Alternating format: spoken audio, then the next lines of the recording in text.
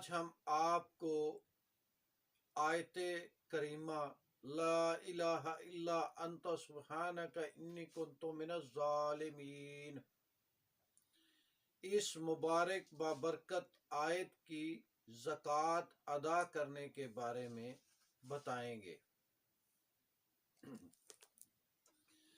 میرے دوستو، یہ بہت ہی بابرکت آیت ہے۔ اسے آیت کریمہ اسی لیے کہا جاتا ہے کہ اس آیت کی برکت سے اللہ کریم آفات و بلیات، مشکلات، اپنی پکڑ تک سے انسان کو معافی عطا فرما دیتے ہیں۔ یہ بہت ہی باکمال اور بابرکت آیت ہے اور انتہائی فضائل اور کمالات رکھنے والی آیت